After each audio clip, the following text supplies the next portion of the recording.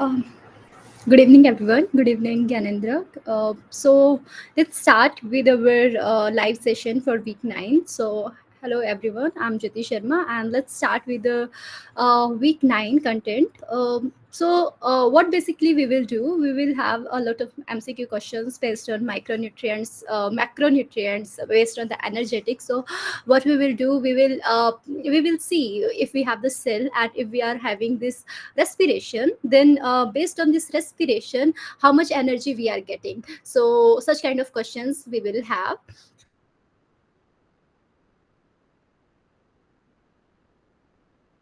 We will talk briefly about electron transfer mechanism and electron transport chain. So a lot of questions we have here. So let me show you the first question. So the first question is based on the catabolic reaction, and this is which of the following statement correctly describe catabolic reaction. And I have four options. They are energy consuming and anorganic. Second option is they involve the breakdown of organic matter to obtain energy. C is they build up new macromolecule for growth and reproduction, and D is they require large amount of macronutrient. So what do you think? Which statement is right for the catabolic reaction? You can give me the answer. You can write in the chat box if you think like out of this A, B, C, D, whatever answer you think that it is right, you can write in the chat box. And even if it is not right, then I will correct you. So don't worry about this.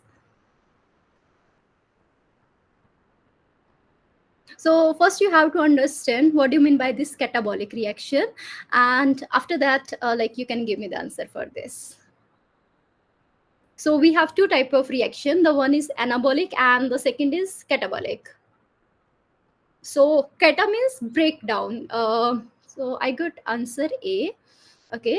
So catabolic means not exactly the A answer, but I will tell you, Ganendra, that we do have two type of reaction. The one is catabolic and second is anabolic. So what happened? Catabolic means breaking down. Anabolic is synthesis. So whenever we are breaking down the glucose in our body, so the cell, the mitochondria in the cell will within this mitochondria, glucose will be break down, and this reaction, the breaking down of the molecules, will be come under this catabolic reaction. Okay. And whenever, like, why we do respire, so this is just because we need the energy. So how we will get the energy? We have the glucose molecule, oxygen will come during inhalation. Then what will happen? Oxygen will react to the glucose, and this will be converted into CO2 and H2O. So glucose is breaking down into CO2 and H2O. So this is something you are breaking down the glucose. And why we are doing respire? So that we can get the energy. So if this is not an energy consuming, this is giving us the energy, right? Yes, it will take some ADP and some ATP, but after all, it will give us the energy. So it is not the energy consuming. We can say that this will give you the energy, right? And then the second terminology is androgonic or exogonic. So androgonic is that this is simply like the energy is heat, or heat is releasing or not.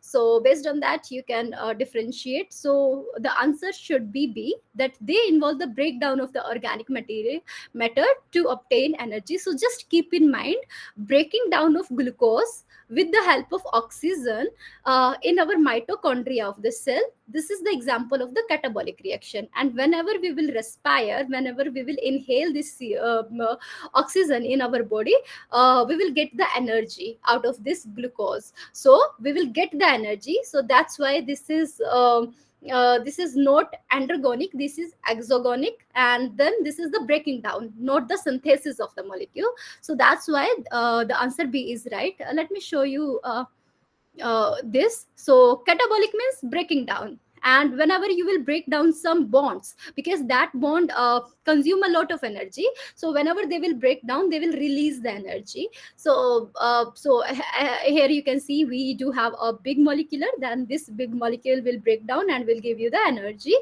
And here is some examples. So for example, we have some nutrients such as carbohydrate, lipid, protein. And if we are having this catabolism reaction, then it will convert into CO2, H2O, or ammonia, and this will give us the ATP. And ATP is the energy currency. Whatever energy we have in our body, it is mostly it is in the form of ATP. I will discuss about this ATP in the next slides, but just be clear that whenever we have the catabolic reaction, energy will be released, and this energy will be converted into some form, and this form is nothing but ATP, NADH, NADPH. So based on that, whenever needed, this ATP we can convert into ADP, and a lot of energy can be produced by this ATP. Okay. And the second reaction is anabolic. So we have some precursor. Just see from the reverse. If we do have the precursor, for example, amino acid, sugar, fatty acid, nitrogen bases, and we need some energy to synthesize protein, polysaccharide, lipid, nucleic acid for because these are the macromolecules, very important for our cell functioning. So that's why this anabolism is nothing. You have precursors, or you have low energy products, and that product will synthesize some macromolecule, or so this will take the energy. So it will take the ATP and will reduce it into ADP. Okay, so just keep in mind we do have two, catabolic and anabolic. And if it is catabolic, means breaking down, and breaking down will give you the energy, and reverse of this is anabolic. Okay, so that's why B is the right answer. Is it clear? Yanendra, is it clear? Why B is the right answer? Why A is not the right answer? Okay, thank you. Okay, and we already have discussed the difference between anabolic and catabolic. So what I think is that you can give me the answer for this. So this is what is the primary difference between anabolic and catabolic reaction. So we have four options. Anabolic reaction release energy, while catabolic reaction consume energy. B is catabolic reaction build macromolecule, while anabolic reaction break them down. C is anabolic reaction consume energy, while catabolic reaction release energy. And D is both anabolic and catabolic reaction release energy. So what do you think? As per the discussion that we had just like a few minutes ago, the difference between anabolic and catabolic. Let me show you again that particular slide. So based on this, we do have catabolic and anabolic, and you have to tell me the difference between anabolic and catabolic based on the options that I already have gave you. So can you give me the answer for this?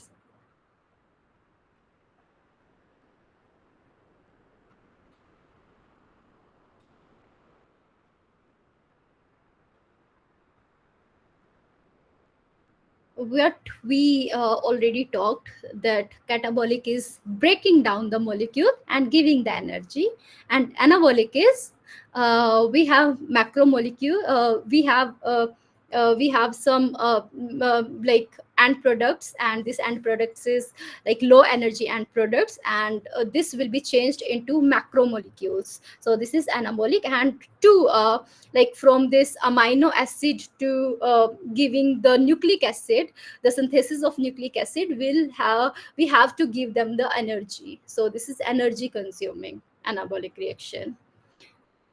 So based on that, as I told you, anabolic reaction consume energy because we have simple compound and we are making the complex compound that are necessary for our cell.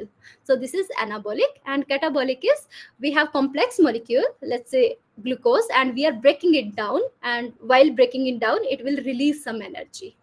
Okay, so that's why C is the right answer. So let's come to the next question.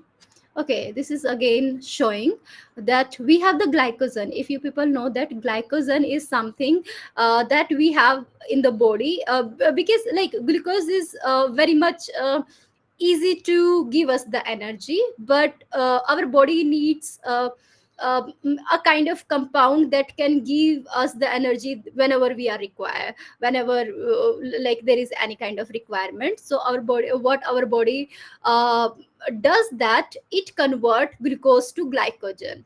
Okay, and whenever we need the energy, this glycogen can convert into glucose, and this glucose again can convert into CO2. Okay, so the deposition of energy, deposition of this glucose, we can done in the form of the glycogen. So whenever we are breaking this glycogen to glucose, this will give us the energy. And whenever from glucose to glycogen we are synthesizing, then we have to give the energy. So you can see the difference between catabolic and the anabolic reaction. Okay, so next is, we do have two kind of nutrients. The one is macronutrient and the second one is micronutrient. So you must know the difference between these two. Then my question is, macronutrients are defined as the nutrients that are, and I do have four options. The first is required in trace amount for survival.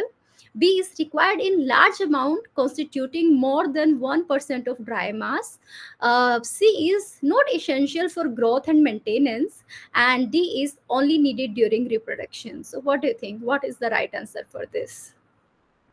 What do you mean by macronutrients and micronutrients?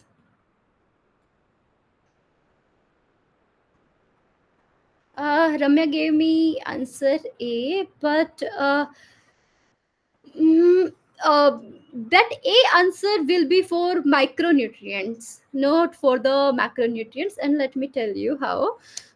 So just keep in mind, whenever we are talking about the definition of macronutrient, so whenever like it is more than 1% of our dry mass, then we will classify them into macro. Just see now, macro means bigger and micro means mini. So whenever we required nutrients in a very less amount, but these are essential, but whenever we are required in the less amount, then it will be micro. But if it is a macro means we require it is in the large amount, and based on that our body will have this nutrient in a large amount. So that's why it will be more than 1% of dry mass. Yes, Ramya, you corrected your answer, so this should be B answer. But can you people tell me, like, what kind of nutrients or the elements will come under this macronutrients, and what elements will be considered as the micronutrients? Can you give me the example for this? So for example, if it is a carbon, or if it is a nitrogen, or if it is a phosphorus, so will it be the macronutrient or micronutrient?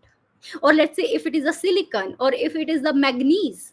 So because some of them require, some of them we required into a in the large quantity, and some of them we required in a very less quantity, but essential. Without that the functioning will be disrupted. So can you give me the example of macronutrients and micronutrients?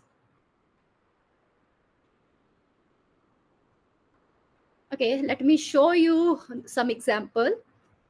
So we have nutrients divided into macronutrients and micronutrients, and these are like macronutrients are big six. So we have six element: nitrogen, phosphorus, potassium, sulfur, calcium, magnesium. So these are the big six that we need, and these are so essential. Micronutrient is also essential, but we need them into in a very trace quantity. We need it in a very less quantity, but micronutrient is also required for our body, and this can be iron, magnesium, zinc, boron, molybdenum, copper, nickel, cobalt, and the chloride. I know like the spelling of copper and nickel is wrong here, but anyway, just keep in mind that macronutrient and micronutrients are the nutrients that our body needs, but you have to see whether we need it in the large quantity or in the less quantity. But this is definite that without even micronutrient we can our functioning will be disrupted. So we need all this kind of nutrient. But again, the second thing is, based on the organism, based on the species, the list of the micronutrient and macronutrient can be changed. So for example, for the human body, it may be the iron is essential micronutrient, but let's say for the bacteria, iron may not be the important nutrient. Okay, so this is based on like what organism you are talking about.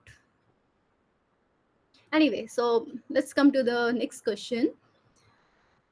Okay, this is again about the anabolic reaction. So, which of the following best describe the role of anabolic reaction in an organism? And I do have four option again: converting complex compound into simpler one, releasing energy stored in organic matter, constructing new biomass from monomeric compounds, and breaking down macromolecule for energy release. We already have talked much about this anabolic and catabolic, but last two question, like last to last two questions were based on the catabolic, but this question is on anabolic. So can you best describe the role of anabolic reaction?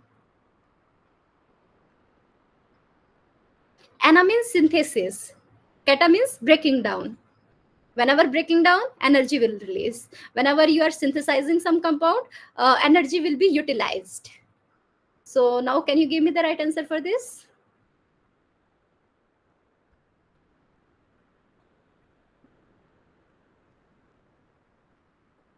We already have talked about this anabolic and catabolic reaction.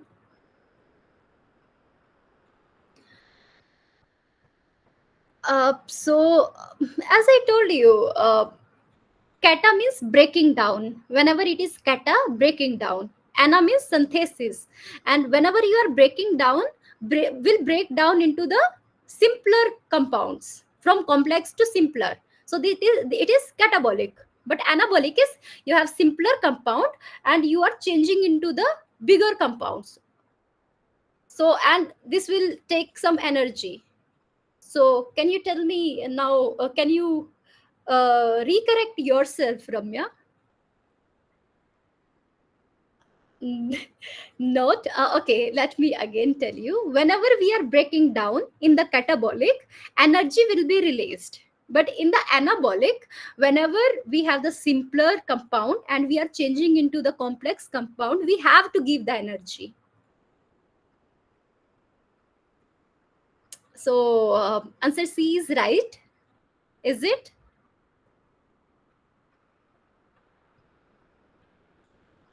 Let me tell you. Okay, again, I have one figure. So, just see here. Catabolism is you have complex compound and you are breaking down that complex or the large molecule into the smaller molecule and energy will be released. But in the anabolic, you have simple molecule, but with the help of energy, this molecule will bond together and will make a complex molecule. So this is anabolic.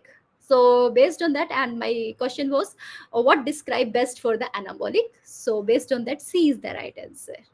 Yes. Okay, so next question is based on Gibbs free energy. So if chemical reaction has a change in Gibbs free energy value of minus 50 kilojoule per mole, which of the following statement is true? And the energy is endergonic and require an external energy input. B is the reaction is at equilibrium and does not proceed in different direction. C is the energy is exergonic and will proceed spontaneously. D is the reaction is non-spontaneous and will not occur under standard condition. So just the question is like that: if your Gibbs free energy have the negative value, so what does it mean? If your value is positive, then what does it mean? And we can categorize it whether it will be androgonic or exogonic, or it will take the energy or it will not take the energy. So based on that, you can give me the answer.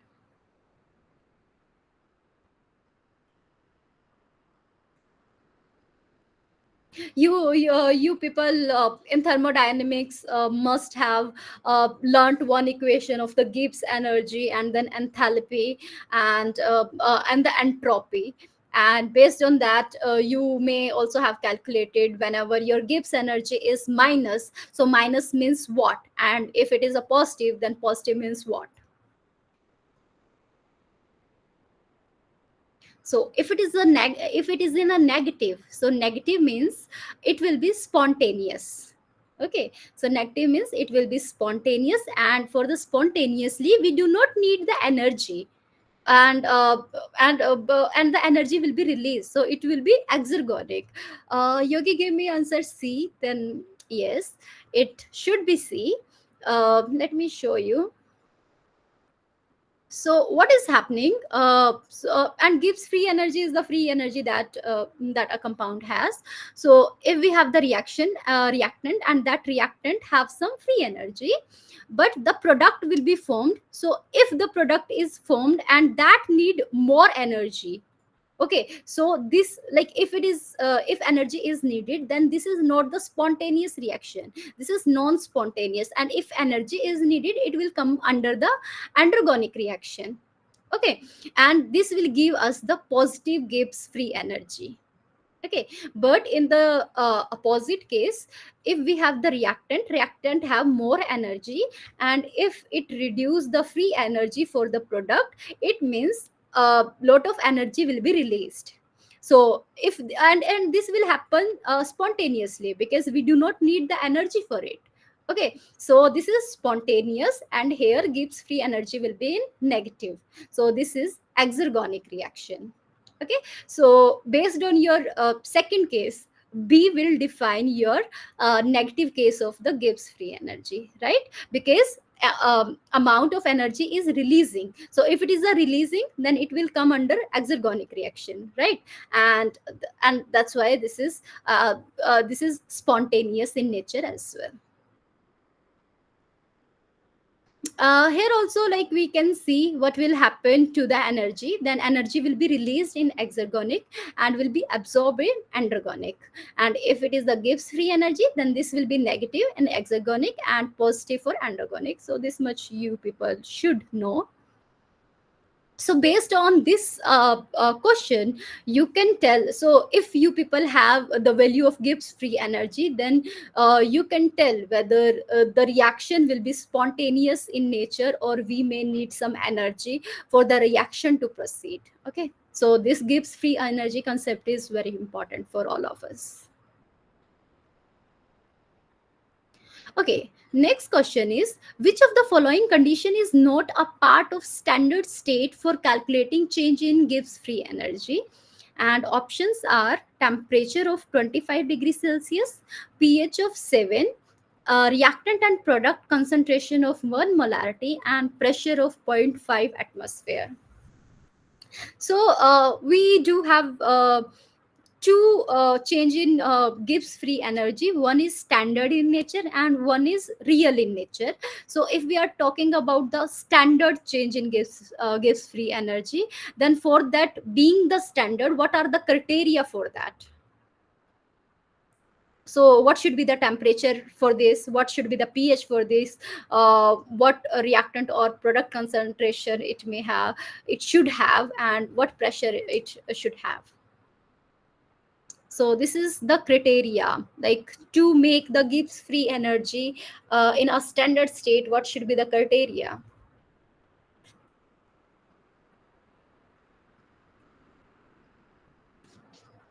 So let me show you.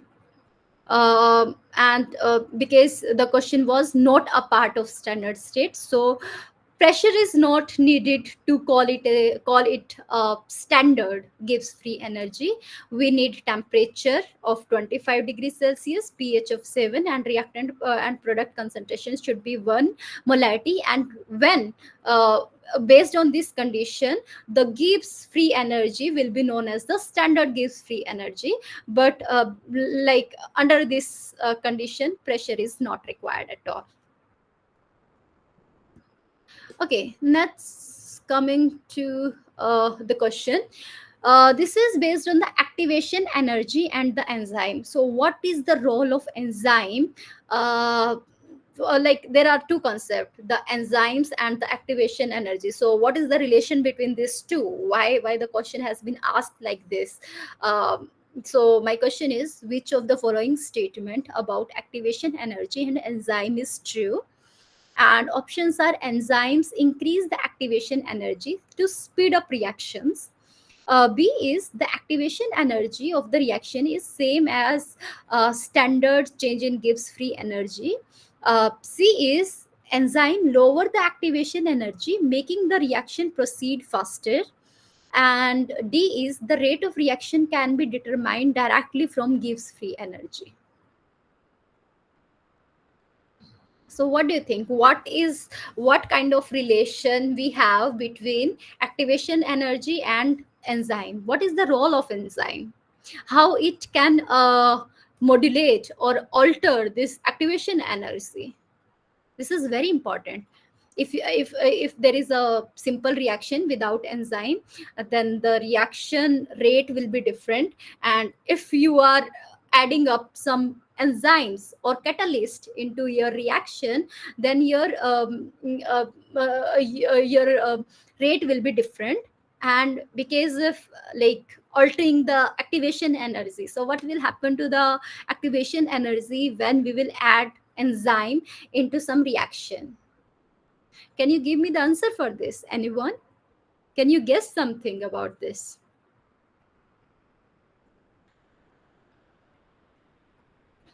I encourage you to speak, to write in the chat box. So, like whatever the answer it is, even if you are give me wrong answer, then this will be better for you, because I will take some time to explain it better, because I will understand that you people are not understanding. So I should make some effort to make you understand. So, like wrong or right, but whatever the answer you think, you can give me answer in the chat box. Anyone?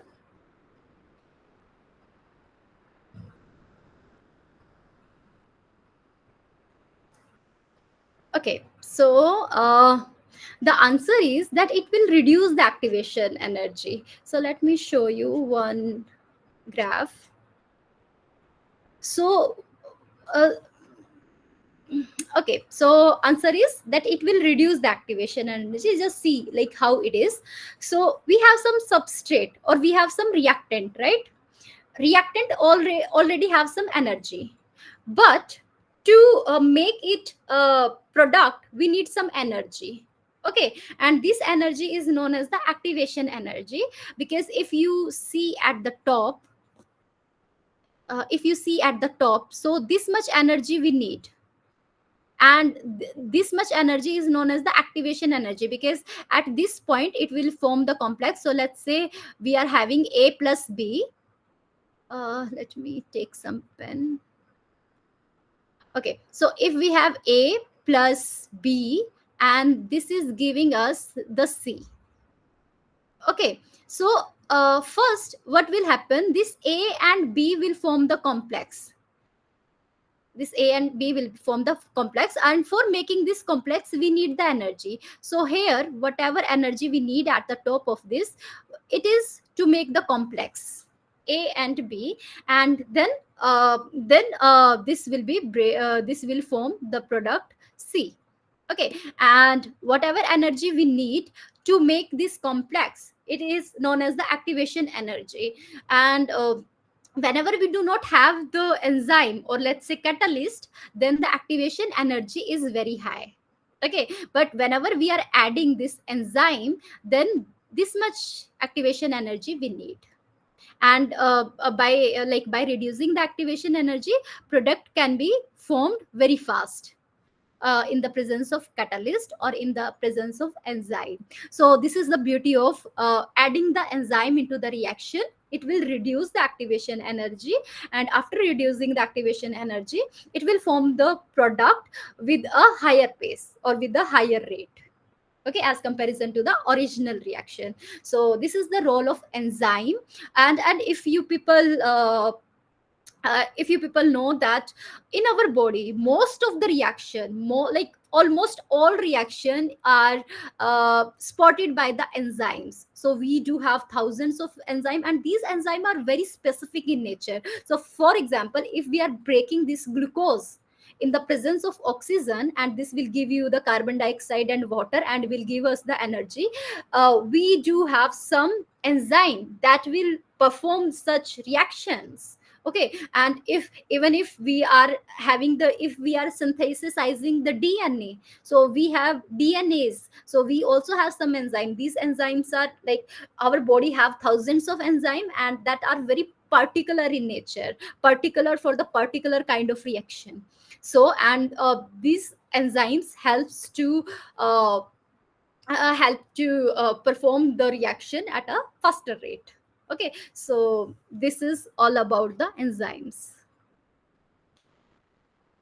So so here the C is the right answer. Is it, Dilip Kumar, is it clear that why enzymes lower the activation energy and make this reaction very fast? Okay, so next, coming to the question. Okay, we talked about the enzymes, right? But enzyme have some structure. Okay, and the one terminology is the holoenzyme. And I have the question on holoenzyme, that which of the following correctly defines a holoenzyme? And the options are: an enzyme that doesn't require any additional molecule to be active, a protein portion of the enzyme that require a cofactor or coenzyme, an enzyme consisting of an apoenzyme bound to its necessary coenzyme or cofactor, and a coenzyme that binds perfectly permanently to an enzyme. So can you tell me about the holoenzyme, which statement is the correct one?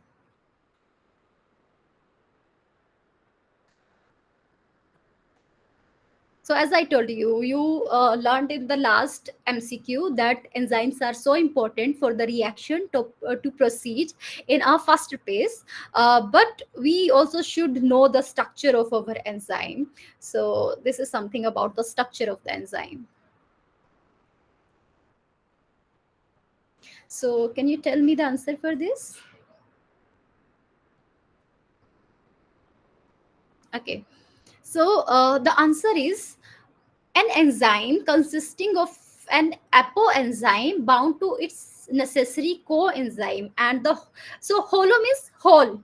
So whole means the complete enzyme. So these have two component, the one is apoenzyme and the second is coenzyme.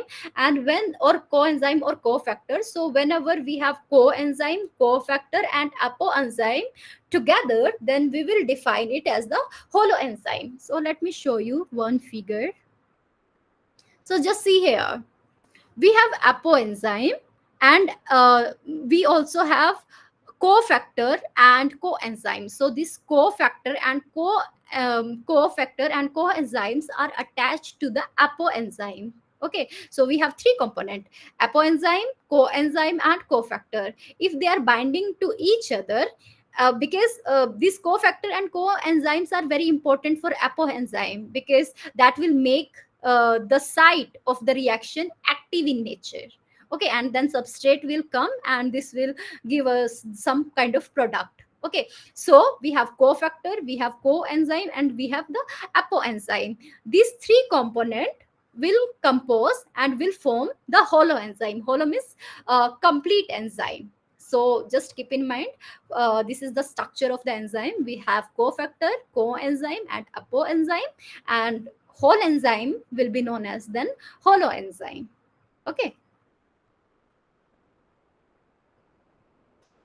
Okay, next, coming to, okay, so here again I have one photo. So if you can see, we have the apoenzyme. This is giving you the inactive enzyme, this is inactive enzyme. But if some cofactor, and this cofactor may be metal ion, this apoenzyme, then this will make this enzyme active in nature. And because cofactor and apoenzymes are together, then this will be known as the holoenzyme.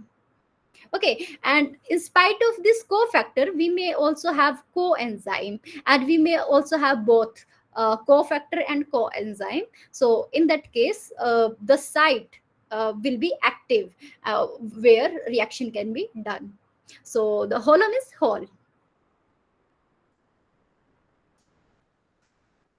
Okay, next question is about the coenzyme. As I told you, for the holoenzyme we have three component: cofactor, coenzyme, and apoenzyme. So the question is, following statement about coenzyme is false, and the option I have is coenzyme are organic molecule derived from vitamins. B is coenzyme are permanently attached to enzyme and never leave. C is coenzyme act as intermediate carrier of molecules between enzyme. And D is example of coenzyme include NAD, FAD, and heme. You have to tell me the false statement, not the correct statement. Can you guess? Like from this figure, you can guess. This coenzyme and this cofactor are like attaching, and before that, like there was no attachment of this uh, coenzyme and cofactor. So based on that, can you give me the answer for this question?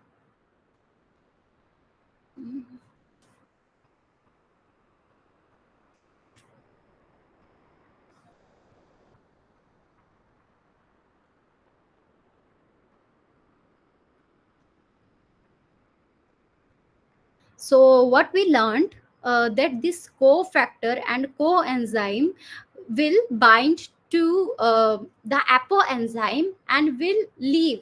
Like this is not the permanent. It will leave after some time whenever reaction is not required.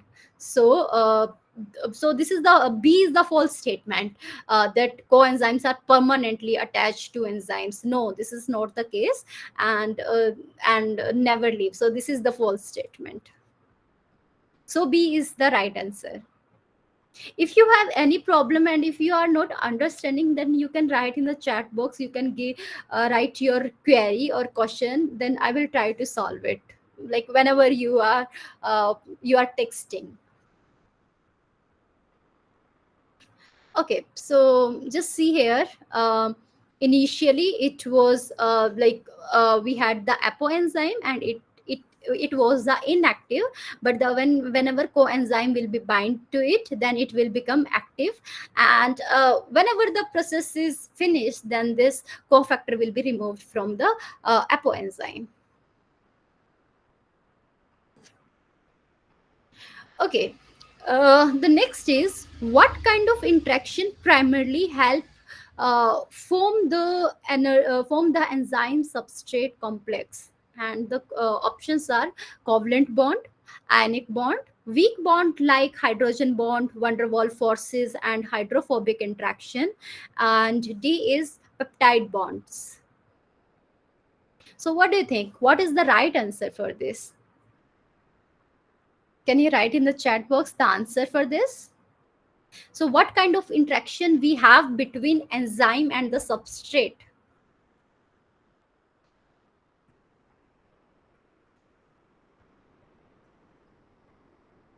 It should be weak, right? Because because uh, after reducing sorry after increasing the reaction rate, the enzyme should be detached from the substrate. Okay, and enzyme will be in original form after some time, after the reaction is finished. So it should not be a very strong bond. They should be very weak bond. So we have substrate, then we have the enzyme will bind it very weakly, and whenever the reaction is complete, then this enzyme will be far away. Okay, so there must be the weak bond between this enzyme and substrate. So the answer C is right one. So it can be hydrogen bond, it can be van der Waals force, or it may be hydrophobic interaction. So just keep in mind, like whenever we have the substrate, let's say A and B is giving me the C. So AB will form the complex with some enzyme to fasten the reaction, and this complex will be very weak, because the enzyme have to be detached from this substrate and will be used later in another reaction. So this complex should be very weak, bonded with very weak force or bond. So if you can see here is that enzyme complex reaction is held weakly by intermolecular force.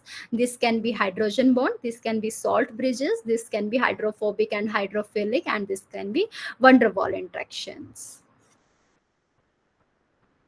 Coming to the next question. So this is again on the cofactor. So you have to tell me the right statement about the cofactor. And I have four options. Cofactors are always organic molecule. B is all enzyme require cofactor to be active. C is metals like iron, magnesium, zinc can act as cofactors. And coenzyme and cofactor are the same. What do you think? What is the right answer for this cofactor? Can you give me the answer? Because we already have talked about cofactor, coenzyme, and apoenzyme, and then holoenzyme. What do you think? What is the right answer for this? And we talked about the metal ions, right? Metal ions can act as cofactors. So based on that, we already have discussed that metal ions can be acted as cofactors. So C is the right answer. So I should not go into deeper for this, but just see here. So this will act as the cofactor.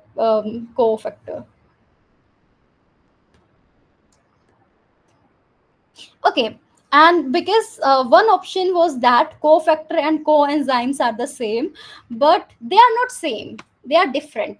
So if we can see the difference between cofactor and coenzymes, so cofactor is a non-protein chemical compound, and it can be metal. Most of the time it is like metal, so magnesium or iron, or it can be permanently bound, but it is not necessary that it will be permanently bound, and these are not consumed in the reaction.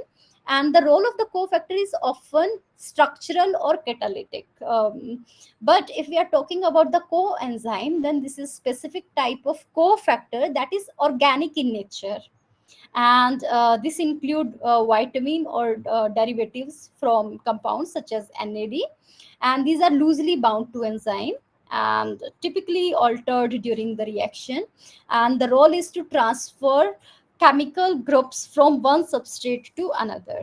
So this is the role of the coenzyme. So I think now it is clear what's the difference between cofactor and coenzyme. Okay, next, coming to the next question. Which of the factor does not affect enzyme activity? Options are temperature, pH, substrate concentration, or molecular weight of the enzyme. I think this is a very simple question, and you most of the people should give me the answer for this. Can you write in the chat box the answer for this? Which of the factor does not affect enzyme activity?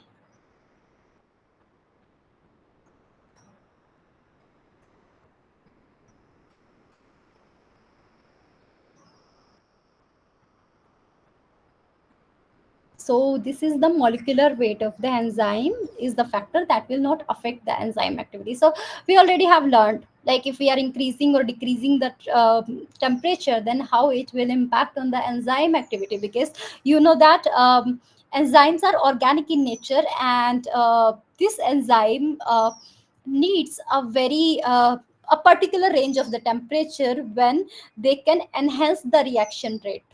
Okay, but if it is the out of this threshold, then it will give you the inhibiting activity of the enzyme, right? Same with the pH, same with the substrate concentration, but the molecular weight is not the right answer. Sorry, is not the factor that will affect the enzyme activity. That's why D is the right answer. So just see here, on what factor enzymatic activity depends. So it is temperature, water, pH, substrate, enzyme, inhibitors, because we do also have some compounds that will act as the inhibitor, that will inhibit the activity of the enzyme. Then end product, activator, we also have some activator that will enhance the reaction rate of the enzyme. Then radiation, a lot of like factors we have, but the molecular weight of the substrate is not the right answer, is not the factor. So that's why that was the right answer.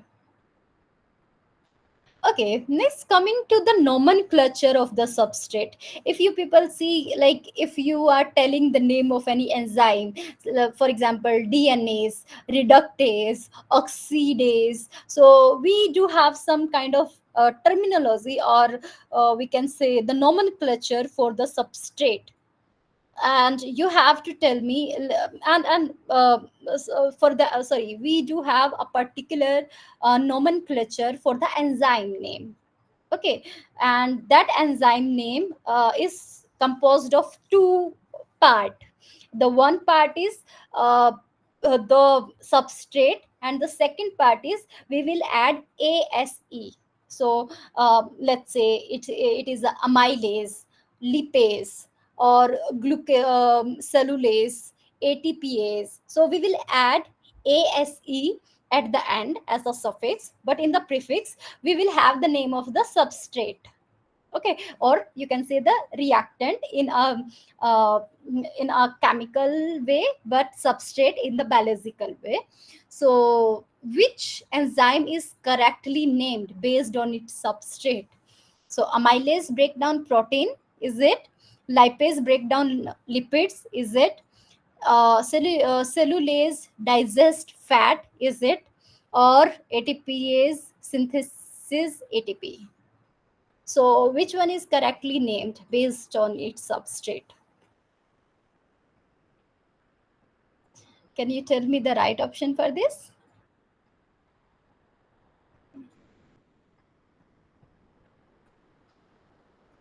Okay, so answer is lipase, because lipase is used to break down the lipids. So that's why amylase is not related to proteins. Cellulase is related to cellulose but not related to fat. And ATPase is not synthesis the ATP, but it is like breaking down, and different activity is ATPase is doing, but not the synthesis of ATP. So that's why lipase breakdown lipid is the correct one. And let me show you here. So if we have lipid, we need the enzyme lipase to convert it into fatty acid and glycerol. If we have the protein, then we need protease enzyme to break it down to amino acid.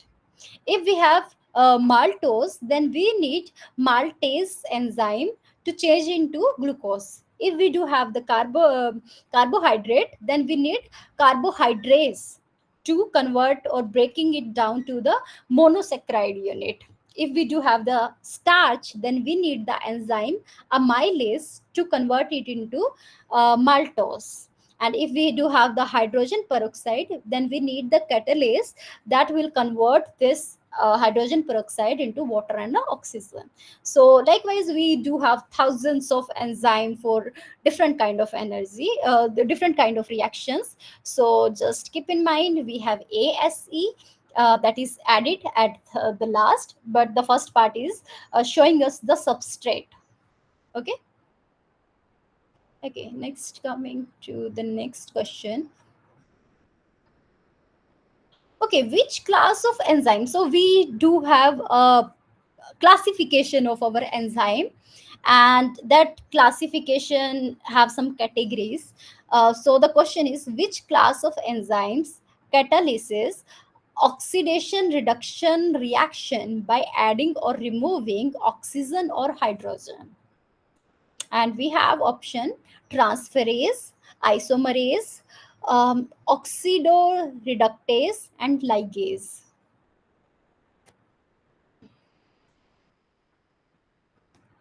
By adding or removing hydrogen or oxygen. As I told you, enzymes are very specific in nature. A particular enzyme is needed for a particular type of reaction. So for example, if you need to have the oxidation reduction reaction, then what kind of enzyme we need for this?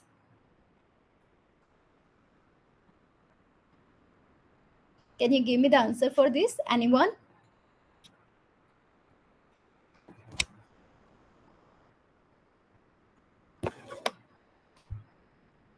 Like you can guess something. I think you should tell me the answer for this.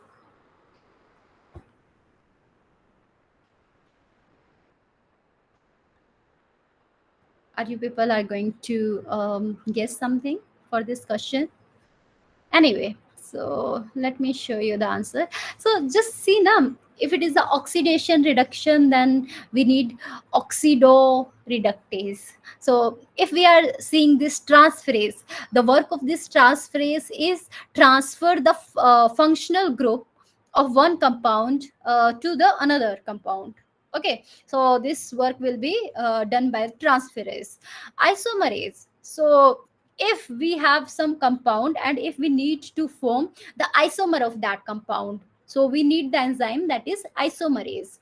Ligase, so if we have two strand of DNA, one strand and two strand, and if we need to bind this two strand of DNA, then we need the enzyme ligase. Ligase means sticking together.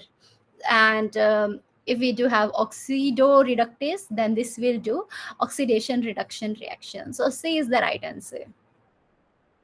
And if you have seen the slides that has been shared on nptl, then you will get that enzyme has been classified into six part: oxidoreductase, transferase, hydrolase, lyase, isomerase, and ligase. So and there is a like how this category will be defined. So let's say for the oxido reductase, so what it will do, it will do the oxidation reduction reaction, and the examples may be cytochrome oxidase, lactate dehydrogenase. So these are particular example of this class.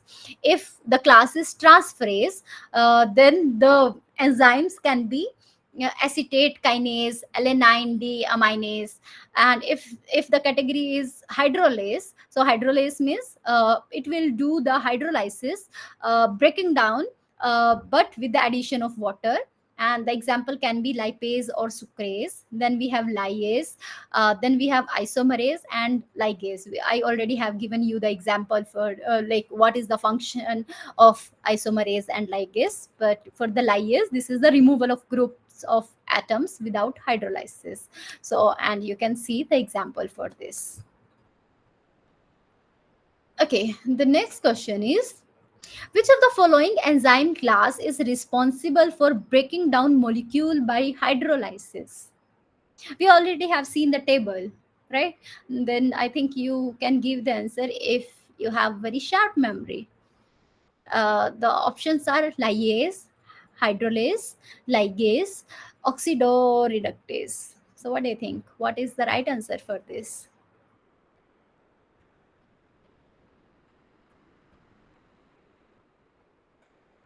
Let me show you again.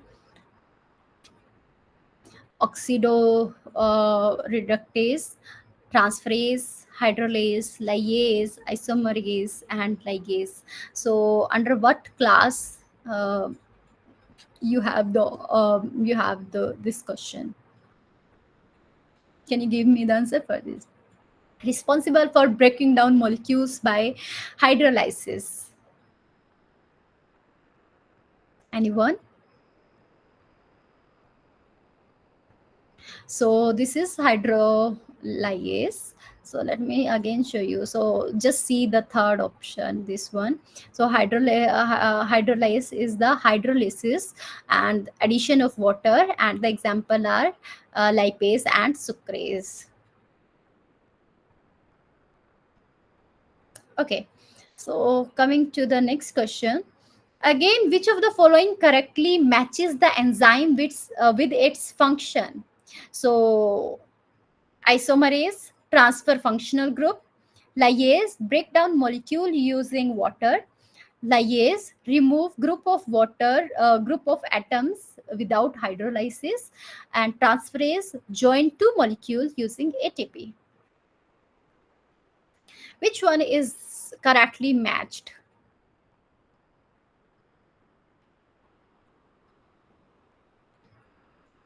So we already have seen the table, and out of this table, lyase, and this will remove group of atom without hydrolysis, is the rightly matched. So again we can see here lyase, removal of group of atom without hydrolysis, and the example are oxalate decarboxylase and isocitrate lyase.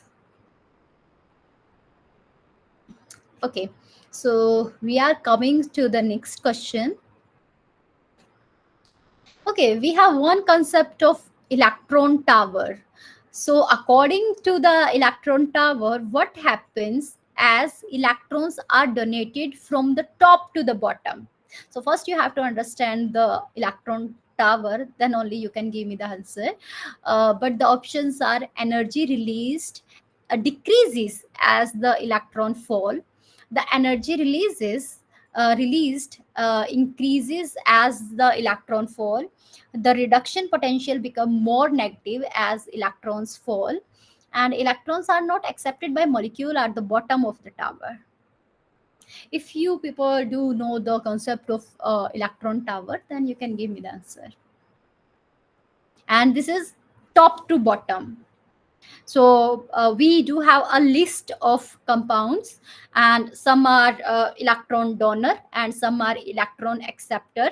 So higher the difference between these two molecule, then this will give us the more energy. So now can you give me the answer for this?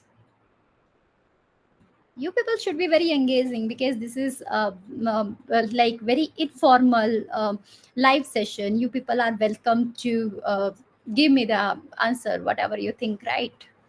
Because this is just the discussion class, and this is just the um, problem solving session. So what I think is that you people should communicate. Okay, so as I told you, reduction potential become more negative as electron fall. Let me show you how.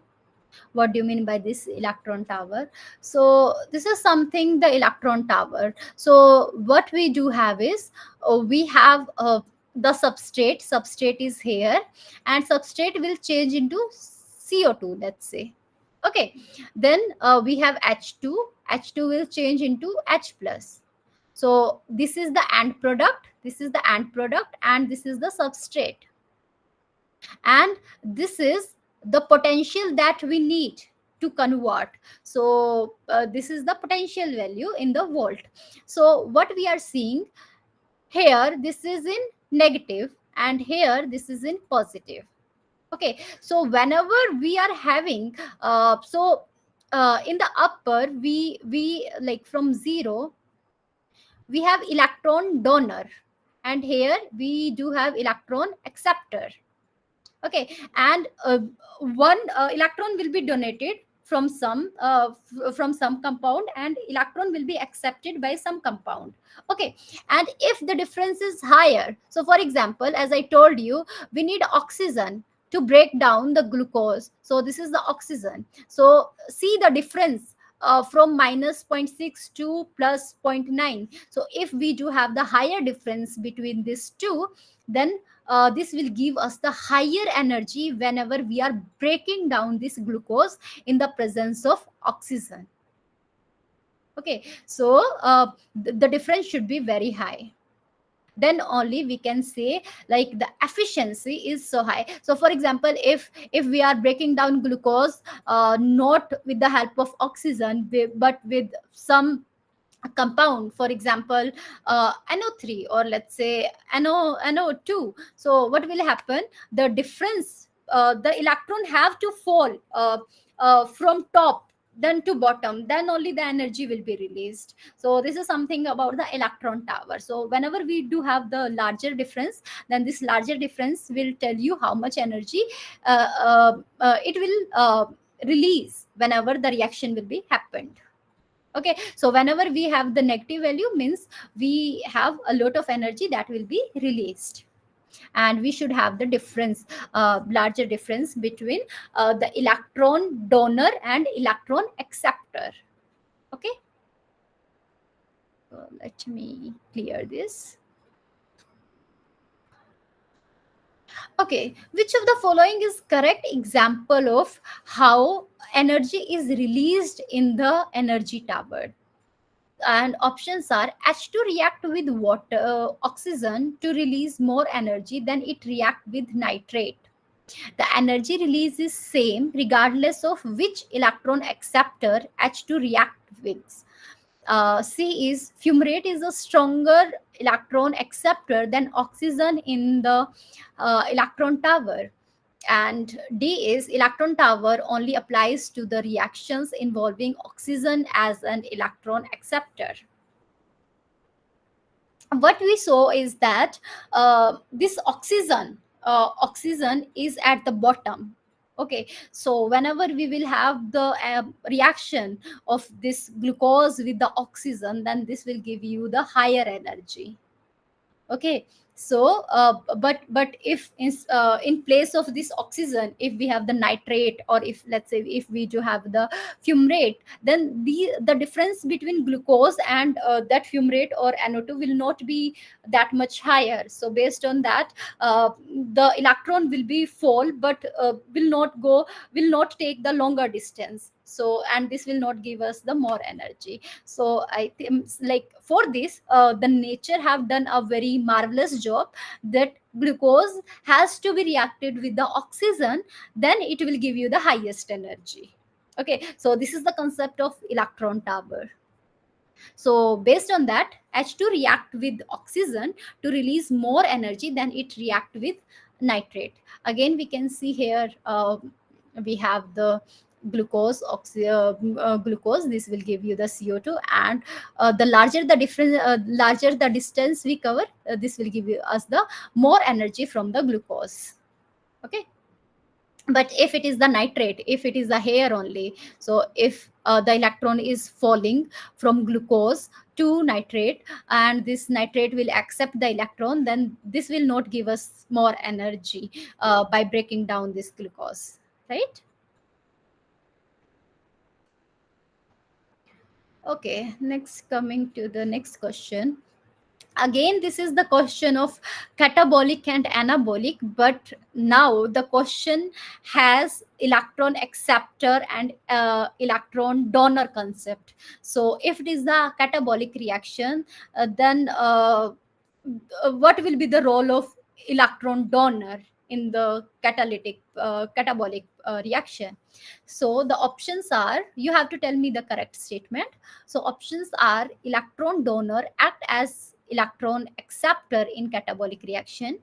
B is electron donors provide energy by accepting electrons in the reaction. C is electron donors are the energy source in the catabolic reaction through oxidation. And D is electron donor do not participate in the release of energy in catabolic reaction. So we are merging the two concepts. The first is catabolic and anabolic reaction, because like we studied it in my previous slide, and then we also took the note for the electron tower, and how the electron donor will donate the electron, and we do have the electron acceptor. So how far it is falling electron from top to bottom, so it will give us the higher energy. So in the catabolic reaction, what is the role of electron donor? So the role of electron donor in catabolic reaction is that these are the energy source in the catabolic reaction through oxidation. So let me again note this question. Let me go back to again the tower. So you have glucose, right? This glucose will be changed into CO2. But this glucose, whenever this will break down, this will give us the electron. So these are the electron donor. These are the electron donor, and this electron have to be accepted by some molecule. Okay, there should be some electron acceptor, and this electron acceptor will be your oxygen. This will be oxygen. Okay, so this will take this electron. So and if we do have higher difference, so this electron will fall from top to bottom.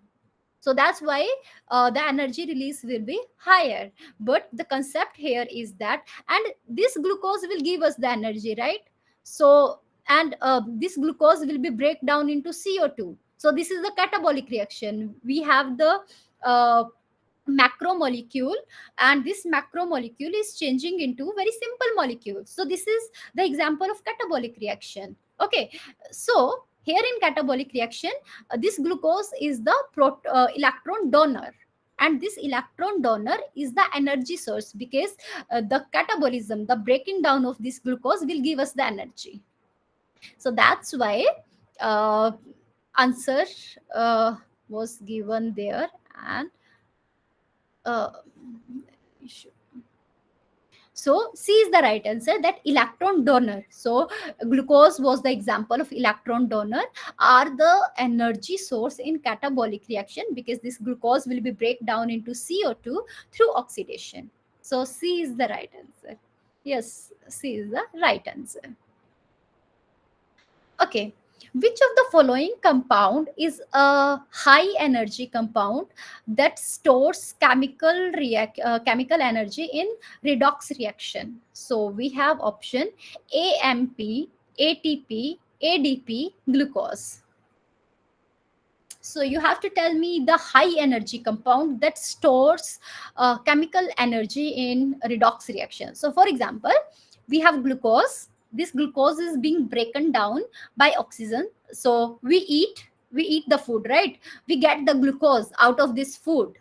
Then we respire, we inhale oxygen. So we have glucose, we have oxygen. Whenever this will react, this will give us the carbon dioxide, then we exhale this carbon dioxide. But what is the purpose of this respiration, right? Because the purpose of respiration is to break down this glucose and give us the energy. But we have to store this energy into some compound. So you have to tell me like in what compound we store that energy. Joshi gave me answer B. Then obviously I also agree with this B. So this is ATP, adenosine triphosphate.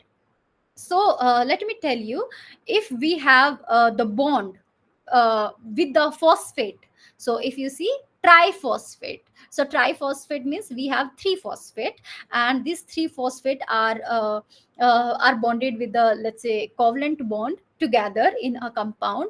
But these bonds are so energy intensive. So whenever you are breaking down this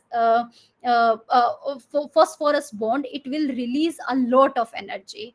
So that's why the compound that we have energy, that compound in which we store our energy that we have taken from the food, will be in the form of ATP, right? So just see here.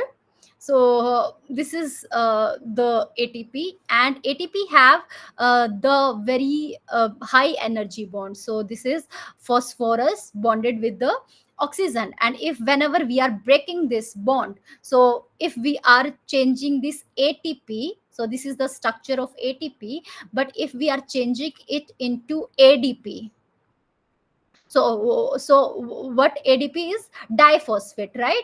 So if we are removing one phosphate, from this ATP, then it will release a tremendous amount of energy that we need in our body. So this is why a very high energy bond in the ATP. So that's why ATP is also known as the energy currency in our cell, right? Okay. So let's come to the next question.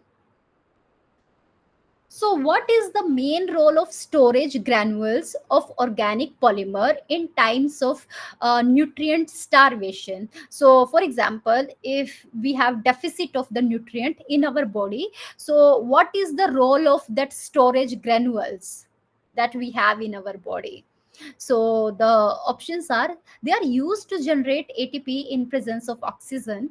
B is they are oxidized using ATP to provide energy for androgonic reaction.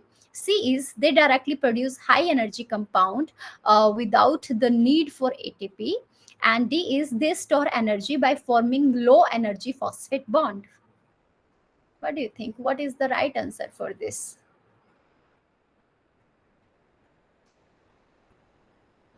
So let's say I'm just giving you the example. Uh, if you have fat deposit in your body, if you have, let's say, belly, and that belly has the fat, so this is something, the storage of some polymer, organic polymer that you have. But if you are not eating something, then it is said that now, if you are on diet, if you are like calorie deficit, then this fat will be reduced. Okay, so what will happen to this stored fat whenever you are calorie deficit, whenever you are in calories deficit? Then what will happen? You are not taking glucose from outside. Okay, the you have some storage in your body in the form of fat. This fat will be burnt. So this fat will be used to produce the ATP, and again this ATP will be used for the energy, right? So that's why they are oxidized using ATP to provide energy for androgonic reactions, right? Okay, so okay, let's move to something complex now. Now, what we are talking about, in the cell, we have ATP, but how this ATP are generated from the glucose? And like we do have a series of reaction, and the one process in that reaction, like from glucose you will get a lot of ATP, but that glucose will change into some other compound, right? And we do have one process in that whole series of the reaction, and this is substrate level phosphorylation. So the question is, what occurs during this process? And options are: high level phosphate bond are formed in ADP. B option is low energy phosphate bond are formed in ADP.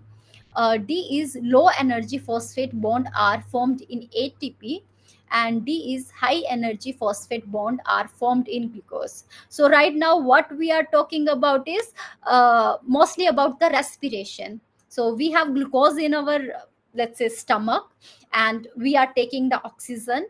We have to break down our glucose to get the energy. And if you have heard about the Krebs cycle, and a series of reaction has to be happen, right? And in that process the ATP will be generated, and even some of the ATP will be utilized, and then after all we will check the gain, net gain of ATP. So this is something about the respiration. And we have one terminology, substrate level phosphorylation. And as I told you, whenever we will have the ATP, so ATP have a very high energy phosphate bond. So what will occur during substrate level phosphorylation? I have given a lot of hint. I think you should give me the answer for this.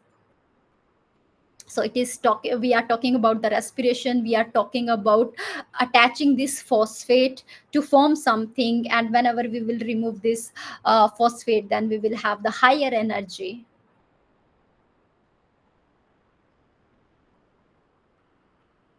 Okay, anyway, so low energy phosphate bonds are formed in ADP. So what will happen, we have the glucose, right? This glucose have 6 carbon. Okay, this 6 carbon will be converted into 2 3 carbon molecules. Okay, so this 6 will be broken down into 3 carbon molecule and 3 carbon molecule. Okay, so from glucose we have 3 carbon molecule, we have 3 carbon molecule. Then what we will use, we will use ATP. Okay, and this ATP will release some phosphorus, and this phosphorus will be attached to one of this 3 carbon compound and one of this 3 carbon compound. So this is something known as the phosphorylation. So we have 3 carbon compound, 2 3 carbon compound, and whenever we are attaching phosphorus to this compound, this will give you the substrate level phosphorylation. Okay, and what will happen, because ATP has been used, ATP has been changed into ADP, from triphosphate to diphosphate, then one of the phosphorus will be used to attach this compound, and one more ATP will be utilized to change into ADP, and one phosphorus will be taken away from that ATP and will be utilized for the another 3 carbon compound. So this is something substrate level phosphorylation. And whenever we are doing this, this will since we have used ATP and we have changed into ADP, but thereafter this will give rise to ATP more. So we have to see the net gain of ATP at last. So what you got is that we have ATP that have the high energy bond, and then we will, because we need phosphorus to be attached to 3 carbon compound, right? Then we have to change into ADP. So ADP is nothing but it have the phosphate bond but have the low energy, because we are breaking ATP to ADP. I think this is clear. I have talked a lot about this, but let me also show you this. Okay, just see here, we have glucose, and glucose have 6 carbon. Then ATP will be used to change it into ADP. So what will happen, uh, phosphorus will be released. Okay, then this phosphorus will be attached to this glucose, so this will be known as the glucose 6 phosphate. Then what will happen, glucose will change into fructose, and this will give you the fructose 6 phosphate. Then what will happen, again it will break down, it again ATP will be used, and this will be given to another, this will be attached to the another end. Then because P is released again from ATP and it has been changed into ADP, so now we have 2 phosphorus attached to our 6 carbon molecule. So this will be the fructose 1,6 diphosphate. But see here, ATP has been used. Okay, ATP has been used and it has been changed into ADP because we needed energy. We did the phosphorylation. We need phosphorylation here. But what will happen, then this 6 carbon compound will be break down into 3 carbon and 3 carbon, and each one have the phosphorus attached to it. Okay, then if you will see, uh, then the NAD, this is one another compound that have very like lot of energy. So this NAD will be changed into NADH. This NADH is stronger than ATP, because NAD will release equivalent to 3 ATP, right? So this NADH is kind of again the energy currency that we are getting from the oxygen glucose breaking down. So this is the energy that we got. Okay, here we utilize the energy, here we utilize the energy, but here we generated the energy in the form of NADH. Okay, then again what will happen, 2 ADP will be used and this will change into ATP. Again the energy has been generated. Again the energy has been generated. Then oxygen, because it is the breaking down of glucose in the presence of oxygen, then this will give rise to water. And then again just see here, ADP to ATP, again the energy is being generated here. So at two places, in these places energy was utilized, but here at three places energy is generated during the breakdown of glucose. So this will give us the ATPs. Net gain of ATP means whenever we are having the food from outside in the form of glucose, let's say, that will give you breaking down of this glucose. No doubt will consume some ATP, but will give you more energy in the form of ATPs. Okay, so we do have like up to this reaction, up to the like from glucose to pyruvic acid, we do have gain of 2 ATP. We do have gain of 2 ATP. Okay, so if we are breaking one glucose molecule, then this will give us the 2 ATP molecules up to the reaction pyruvic acid. Then we have the Krebs cycle, and this Krebs cycle will generate more and more ATPs. Okay, but this reaction is common not only for human beings that are aerobic in nature, that need oxygen, but even if we do not have oxygen condition, then also it will give us the 2 ATP. Because see here, in the whole reaction we haven't used till now oxygen. Oxygen will be used later. So just from glucose, in the absence of oxygen, we are having 2 ATP. But if we will include oxygen into the next reaction, then what we will get, we will get 38 ATPs. Just keep in mind, like for us, for human, the one glucose can give us 338 ATP, but the bacteria that do not utilize oxygen, they just get 2 ATP, because oxygen is not utilized in the next coming reaction that we will talk about. So phosphorylation is just binding this phosphorus to the glucose, and what will happen, ATP will be changed into ADP, and this ADP are the low energy phosphate bonds the ADP has. So based on that, I think this you can like tell, substrate level phosphorylation, low energy phosphate bond are formed in ADP. I have talked a lot along for this question, because I thought that this is very important to know. I think next question, you can give me the answer very quickly, because I have explained a lot about the generation of ATP up to pyruvic acid. So we have glucose, we have broken down this glucose to pyruvic acid, and for that how much ATP has been used, how much ATP has been generated, we already have talked about it, right? So this is very simple, don't be confused with this. Okay, the next is, in anaerobic respiration, which of the following is used as the terminal electron acceptor? Because I told you, glucose is the electron donor, but we must have the electron acceptor. In the case of aerobic respiration, oxygen is the electron acceptor. But what will happen when it is anaerobic respiration? So who will be the electron acceptor for the anaerobic respiration? To break down the glucose, which electron acceptor will be used? So options are molecular oxygen, nitrite, carbon dioxide, glucose. Glucose is not the electron acceptor, it is electron donor, right? We already have talked, like for aerobic respiration we use oxygen, but this is anaerobic, so we will not use the oxygen. So this is not the options. The only option that we have is the nitrite and the carbon dioxide.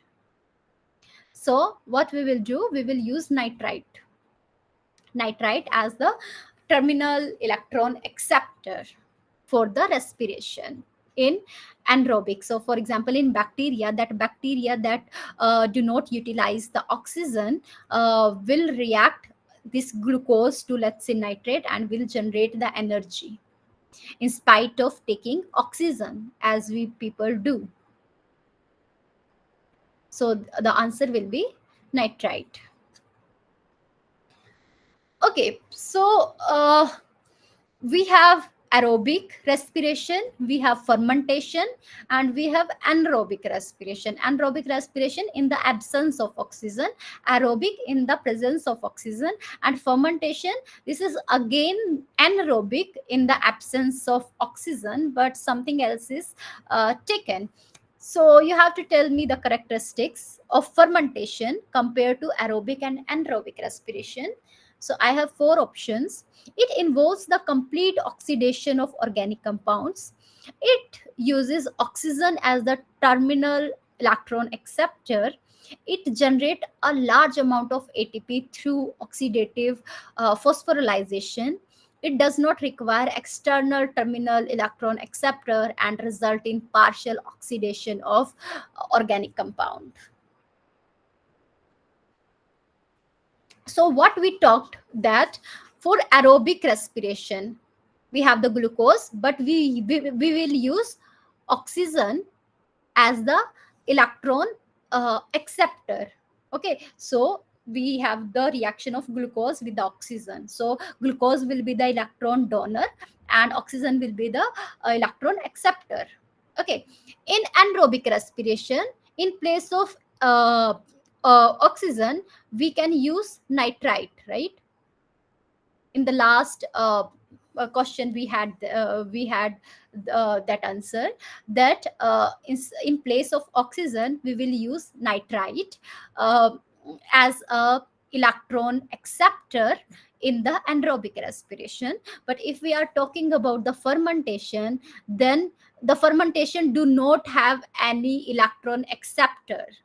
So if they do not have electron acceptor, then oxidation will not be completed.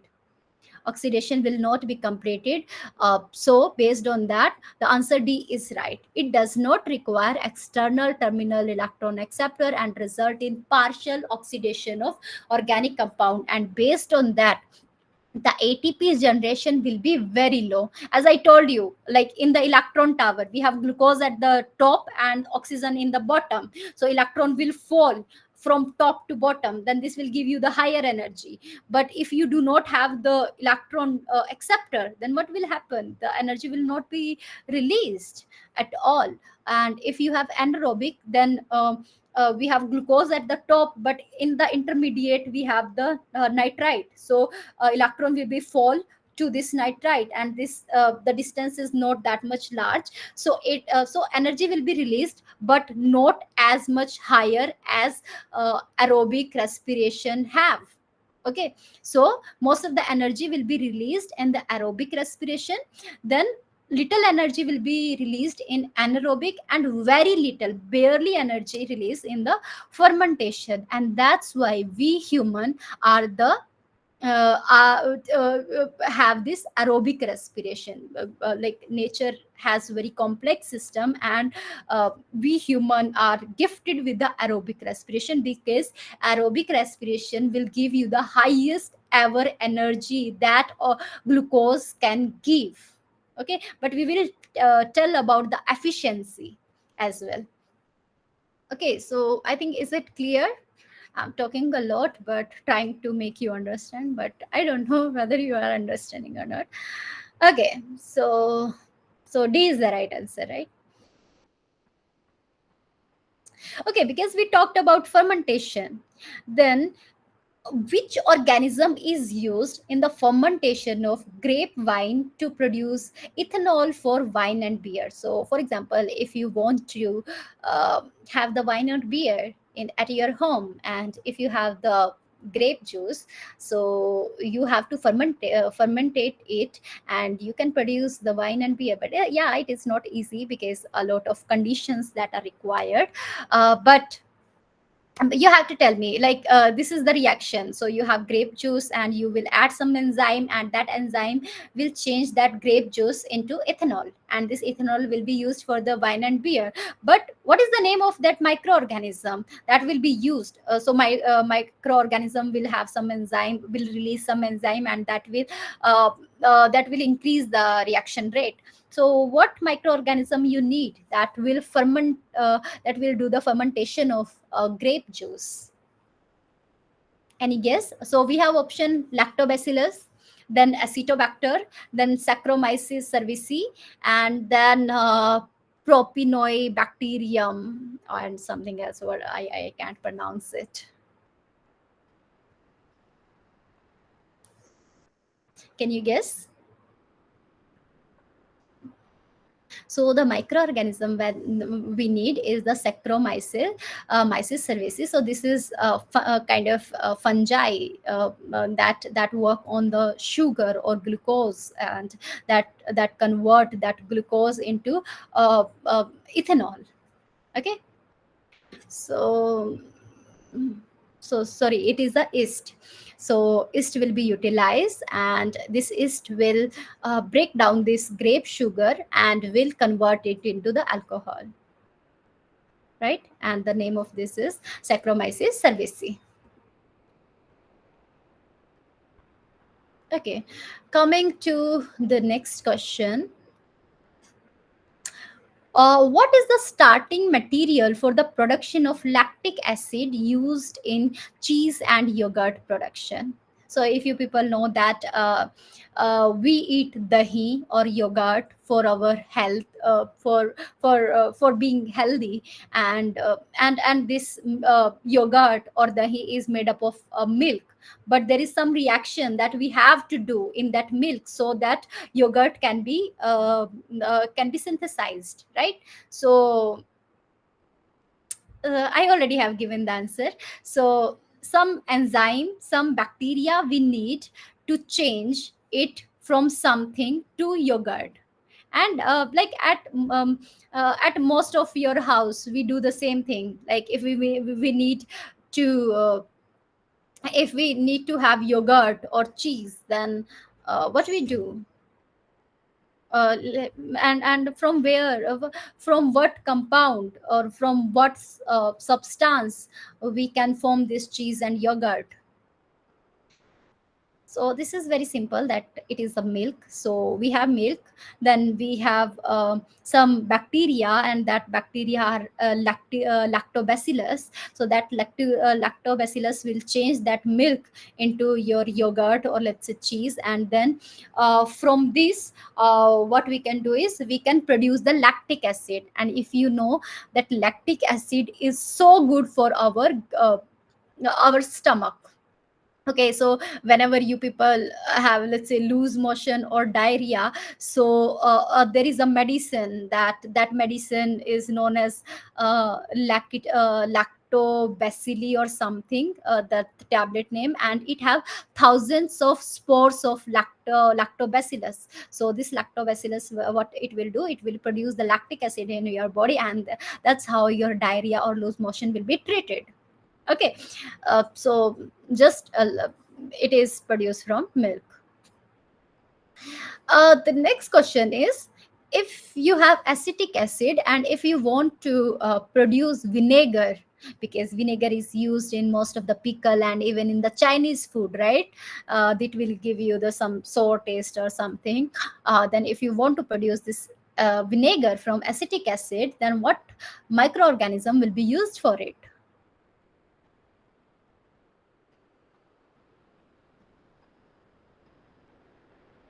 Can you tell me?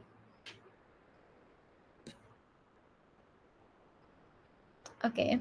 So this is acetobacter. So acetobacter will be used for the production of vinegar.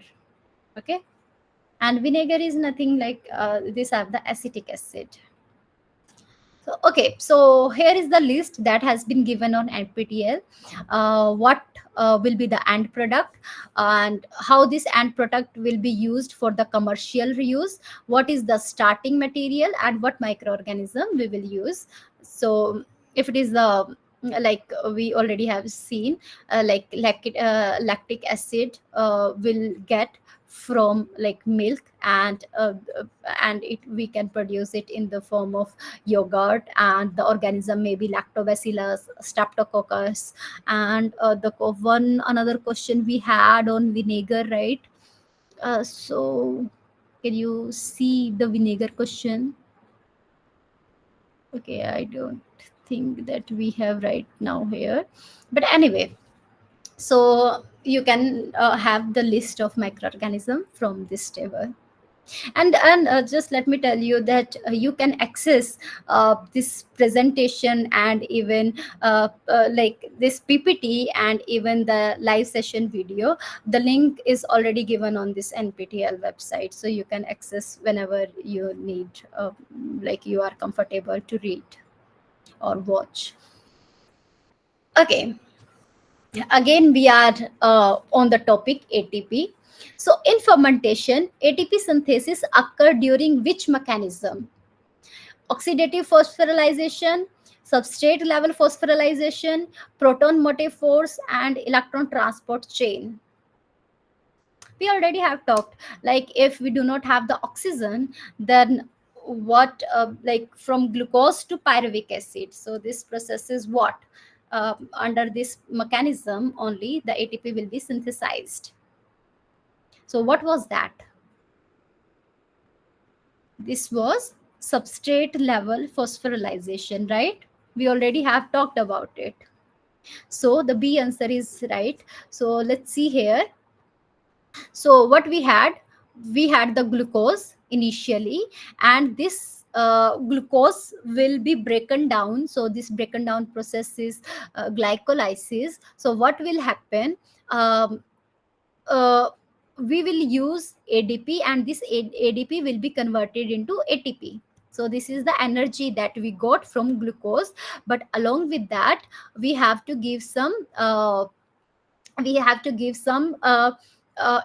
also. But the net gain is that we will get 2 ATP out of this whole reaction. And because there is the absence of oxygen in the fermentation, then this glucose first will change into pyruvate, and then from pyruvate it will change into the lactate. Okay, so the final product in the fermentation will be lactate, but with the 2 ATP, right? But in the aerobic respiration, this glucose will be changed into CO2.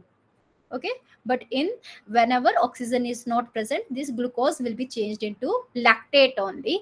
And while changing it from glucose to pyruvate to lactate, it will just give 2 ATP, not 38, right? Okay, let's go to the next question. In respiration, ATP synthesis is coupled with proton motive force and occurs through which protein enzyme complex? And the options are NADH dehydrogenase, ATP synthase, cytochrome oxidase, and acetate kinase. I can understand that this question is little complex, and you may not give me the answer for this. But let me tell you, let me make you understand. Just keep in mind the protein enzyme that like whenever we are synthesizing this ATP, whenever it is coupled with proton motive force, this is again the terminology that you have to understand. So after cell membrane, or in the cell membrane, and we have cell wall, right? And after cell membrane we have some intercellular space. So what will happen? A lot of proton will go out from cytoplasm to the intercellular periplasmic membrane, right? The After the membrane we have some space. So what will happen? uh,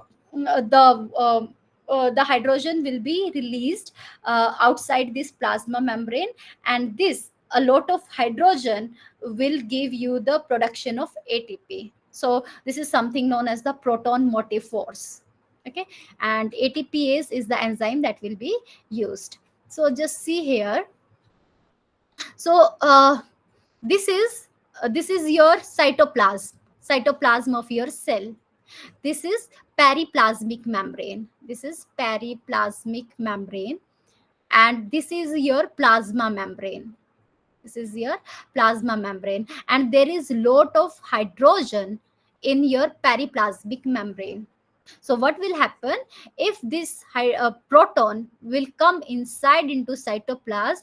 So this will take ADP and will change this ADP, adenosine diphosphate, to ATP triphosphate, and will also take phosphorus. So this and this proton have this proton have also the electron, and so this will ADP will be converted into ATP, and this will happen in the presence of enzyme ATP synthase.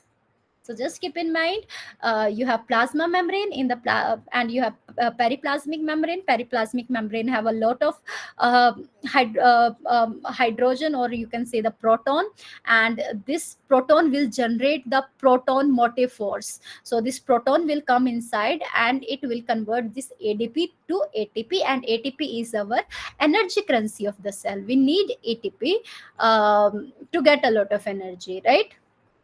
And but it will happen in the presence of ATP synthase. So I think this is clear.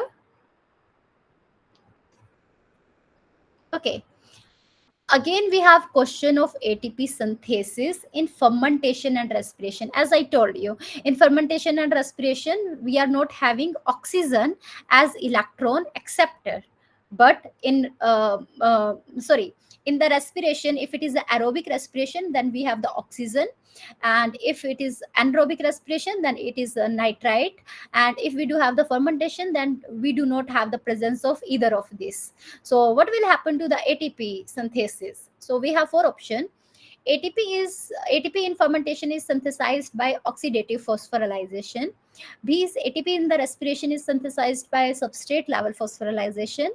C is ATP in fermentation is synthesized by substrate level phosphorylation, while ATP in the respiration is synthesized by oxidative phosphorylation. And D is both fermentation and respiration use the same method for ATP production. As I told you, first glucose will change into pyruvic acid, right? And then it will change, pyruvic acid will change so up to pyruvic acid, either it is the aerobic respiration, anaerobic respiration, or fermentation, it will give you 2 ATP up to glucose to pyruvic acid, right? And this is common for all of this aerobic respiration, anaerobic respiration, and fermentation. But if there is a presence of oxygen, then this pyruvic acid will go on into the Krebs cycle and will generate 38 ATP, total 38 ATP. But if we do not have, like if it is the fermentation, then fermentation means no oxygen, so we do not have oxygen, then this pyruvic acid will change into acetate or something, and it will not give us more ATP. So the initial 2 ATP will be, that's all. Okay, so the this will give the answer that that glucose to pyruvic acid, this is something known as substrate level phosphorylation. So in fermentation, this process only will happen, and this will give us the 2 ATP. But if we are talking about the respiration, then not only this substrate level phosphorylation will give us 2 ATP, but along with that, this this pyruvic acid will undergo into another cycle that is known as the Krebs cycle, and total overall ATP will be 38. Okay, so ATP in the respiration is synthesized by oxidative phosphorylation. So that's why C answer is the right one. I know this is little bit complex, but like if you will refer some book, then you will understand it in better way.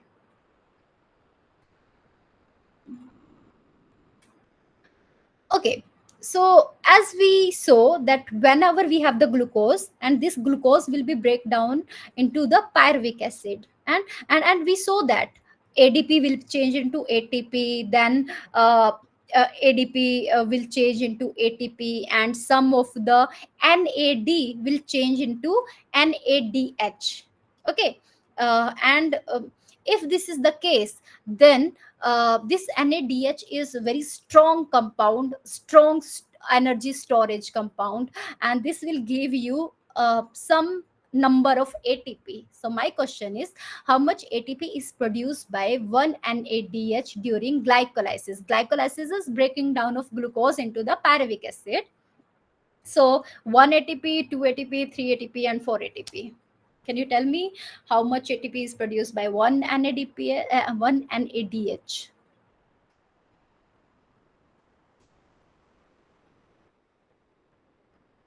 So this is 3 ATP. So if from NAD, if this NAD is giving you NADH, then and if the compound we have is NADH, then this after breaking down this NADH, this will give us the 3 ATP. Okay, so what we talked is that glucose will be changed into pyruvic acid, but along with that it will give us some ATP and some NADH. Okay, so you have to tell me the overall reaction for this glycolysis. So here it is. So one glucose is giving like 2 pyruvic acid is common to both to four of this option, but the NADH is 2 and 3, and ATP is also 4, 2, and 3. So which one is the overall reaction for glycolysis?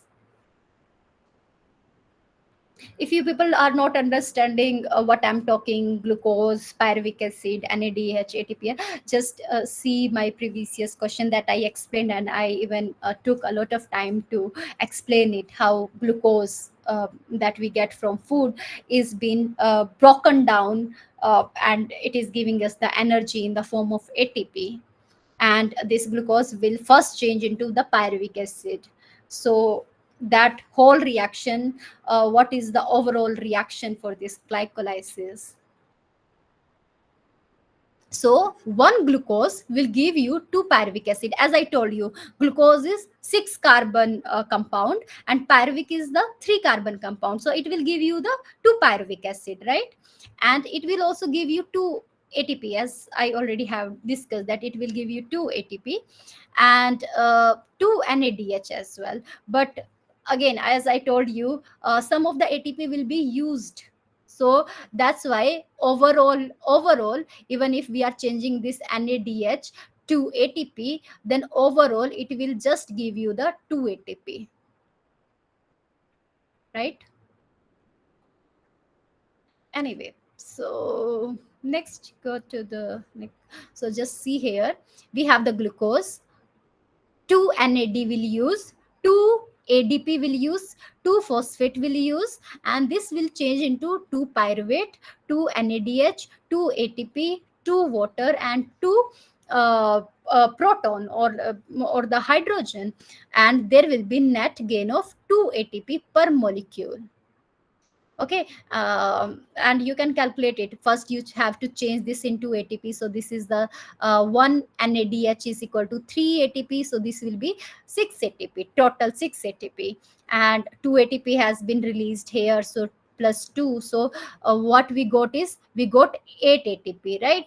But here if you will see how much ATP we already have used, so we have used 6 ATP. So 8 minus 6, so overall we will get 2 ATP in this glycolysis reaction.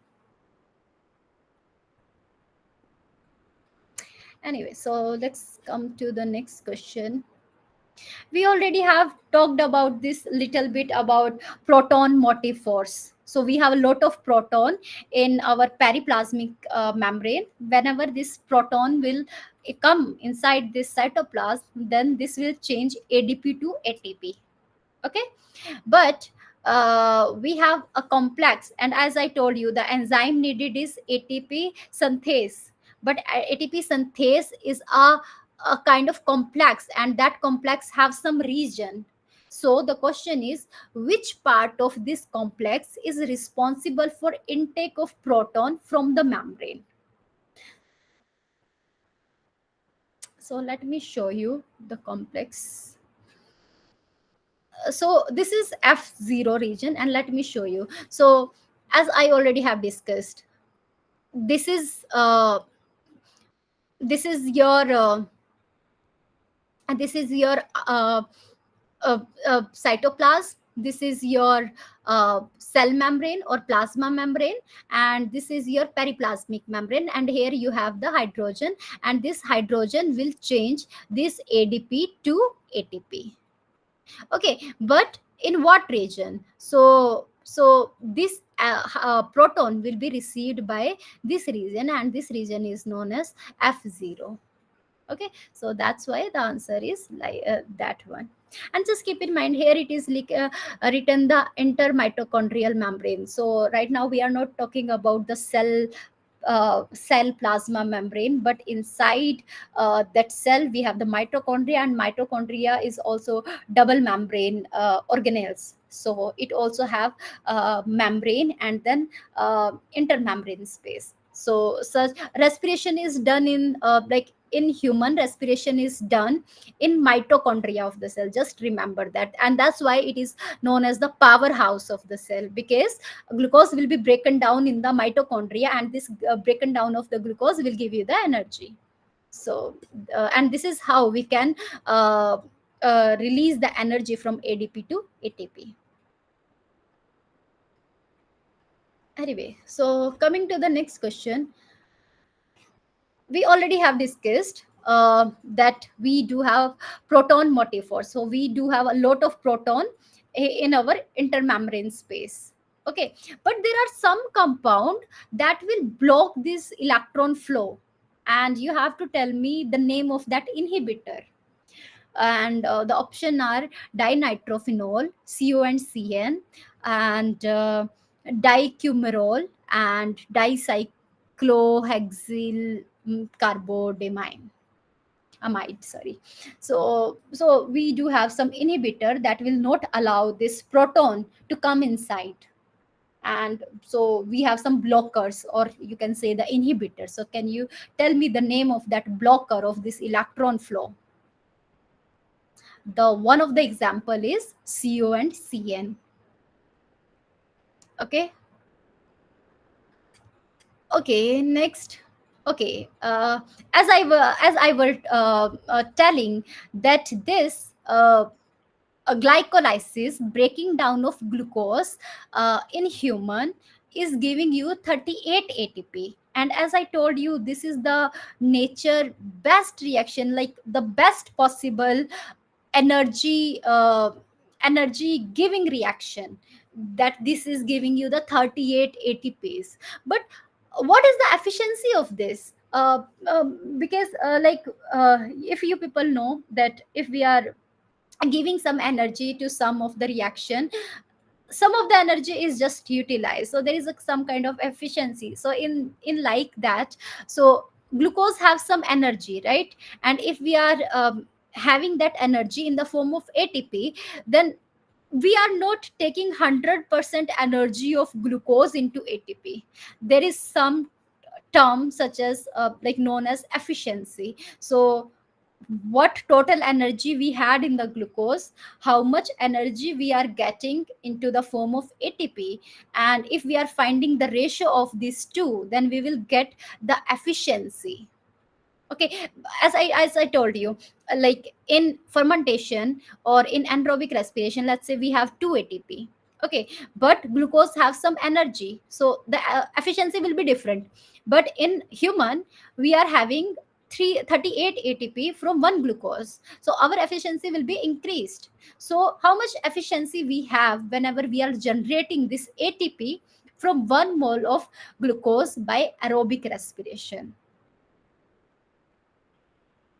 Can you tell me, like this 50.4, 40.4, 20.9, 10.9? So the efficiency is 40.4. Let me show you how. So this is the slide that I got from NPTEL only. So ATP have some energy, and ATP gives the energy.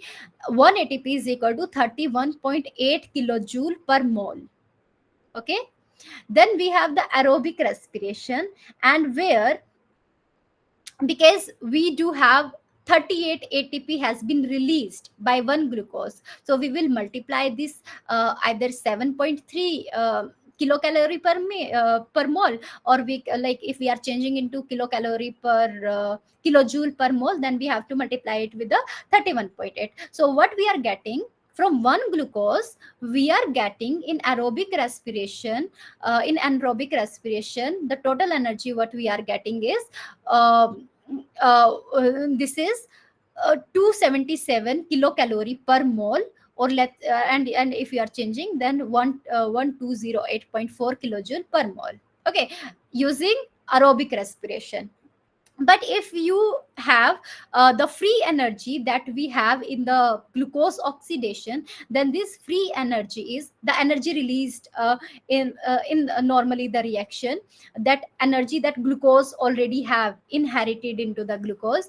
This is 686 kilocalorie per mole, or if you are changing the again unit, then this is minus 2881 kilojoule per mole. So what we are doing, whatever energy we are getting from aerobic respiration and from Gibbs free energy, we are dividing it so that we can have the efficiency.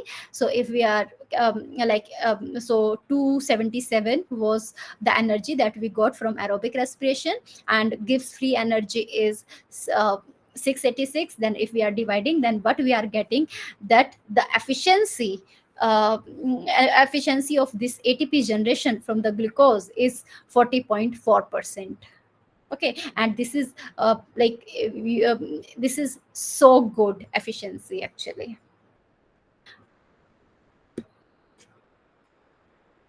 Okay, so as I told you, in aerobic respiration, we are generating 38 ATPs from the glucose, but in the fermentation, we just have 2 moles of ATP that we are getting. Okay, and if we are getting 2 moles of ATP, then what will be the efficiency? So you just need to multiply with 2, not with 38, and then you will get the efficiency. Then what you will get, it will be just 10.9%. So just see in the bottom, in the fermentation, just 2 mole of lactate, and there is so only 2 ATP will be formed, and this 2 ATP means first you will multiply this 7.3 with 2, and then it will be divided by 133, and this is how it will give you 10.9% efficiency. Okay. I will take your 2 to 3 minutes, then we will be we will finish this class. Okay, there is a next there is a next topic on xenobiotics. So we just started it, and this is the last these were the last slide that has been taught by madam in NPTEL, and based on that we have some questions. So one is the bioconcentration factor. So what do you mean by bioconcentration factor? So bioconcentration factor is the concentration of compound in the tissue compared to water. So for example, we have some pesticide. So what is the concentration of pesticide in our tissue versus the pesticide in the water? So this will define the bioconcentration factor. So the concentration in organism versus concentration in environment. Then we do have another terminology, that is the bioaccumulation factor. So what do you mean by this? This is increase in the concentration of compound in the tissue of an organism over time. So let me show you. So if we do have the fish, and if there is some pesticide in the water, then over the time the concentration will be increased. So this is known as the bioaccumulation, accumulating the concentration in our body. So this is bioaccumulation. This is different from bio concentration factor, right? And there is one more terminology, biomagnification. So biomagnification is increase in the concentration of compound as we move up the food chain. So see here, initially in water we had 0.00003 ppm of let's say DDT, this is the pesticide. Then in zooplankton this is 0.04, in the small fish it is 0.5, in the large fish it is a 2 ppm, and in the birds we have 25 ppm. So this is what it is over the tropic level. Over the tropic level this is increasing, right? So this is biomagnification. So biomagnification and bioaccumulation is different.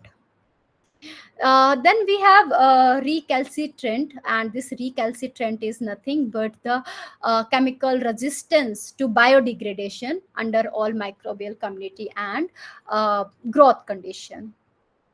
And this is not important. So I think time has up. Let me see.